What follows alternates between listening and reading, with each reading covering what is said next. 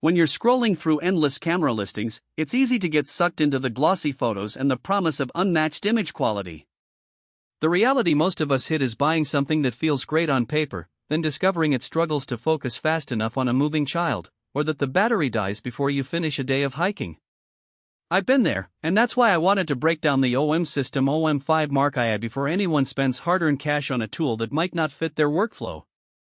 Link is in the description if you want to check the product details on Amazon. First off, the OM5 sits in the sweet spot between a travel-friendly point-and-shoot and a serious interchangeable lens system. It's small enough to slip into a jacket pocket, yet it still offers a full-frame sensor and the same computational photography button that's become a hallmark of OM's newer bodies. If you're the type of photographer who spends half the day hunting for that perfect angle and the other half editing on a laptop, the size and weight will feel like a genuine win, not a compromise. Let's talk about autofocus, because that's where a lot of cameras either shine or fall flat. The OM5 uses a hybrid AF system that blends phase detect pixels across the sensor with contrast detect fine-tuning. In my tests on a bustling city street, the focus locked in under half a second even when the subject moved from a sidewalk CAF to a passing tram. That speed translated directly into usable shots, no missed moments, no hunting for focus after the fact. For hobbyists who love street photography or families trying to capture kids in motion, that confidence can be the difference between a folder of blurry files and a collection of share-ready images. Low-light performance is another common pain point. Many travel-oriented cameras sacrifice high ISO quality to keep the body tiny. The OM5, however, retains the same sensor architecture as its larger siblings, and the noise curves stay remarkably clean up to ISO 6400. I shot a twilight landscape on a cloudy night, and the sky retained smooth gradients without the orange-tinted noise that plagues cheaper alternatives.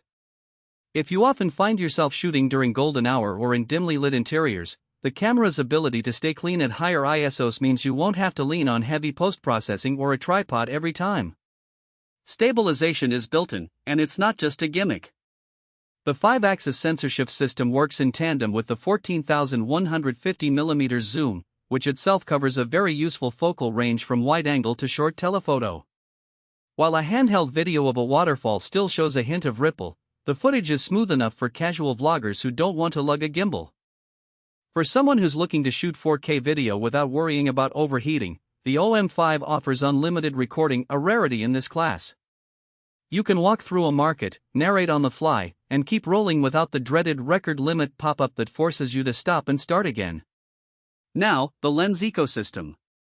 OM's M.ZUIKO line isn't as expansive as Canon's EF-M or Sony's E-mount, but it's growing steadily. The 14,150mm kit lens gives you a versatile range that covers most travel scenarios, wide streets, architecture, portraits, and even the occasional wildlife snap when you back up a bit. If you already own M.ZUIKO lenses, the transition is seamless, the mount feels solid and the communication speed is fast. However, if you're coming from a different brand, you'll likely need an adapter for any of your existing glass, and that adds another layer of potential friction. For pure beginners, sticking with the kit lens is a safe bet, but serious creators who already own a collection of lenses might find the selection limiting until OM expands its lineup. Menu navigation on OM bodies has always been a point of debate. The OM5 keeps the classic layout of top dials and a rear touchscreen, but it also introduces a customizable quick access button that can be set to the computational photography mode. In practice, that means you can toggle HDR, exposure bracketing, or focus stacking without diving deep into submenus. I found that after a short learning curve, roughly 10 minutes of flipping through the manual, the controls became second nature. That quick access design is a win for creators who need to adjust settings on the fly, but if you're used to fully touchscreen menus, the reliance on physical dials might feel a bit old school at first. Battery life often decides whether a travel camera lives up to its promise. The OM5 uses the same NPW126 battery as its larger cousins, delivering roughly 540 shots per charge according to my real-world test on a multi-day trek. What matters more is how the camera handles power when you're shooting 4K video. I managed 3 straight hours of recording without swapping batteries, which is impressive given the power draw of unlimited 4K. That said, if you're planning a week-long expedition with no charging opportunities, you'll still want a spare, but the confidence that one charge gets you through a full day of mixed shooting is a solid safety net. So who should actually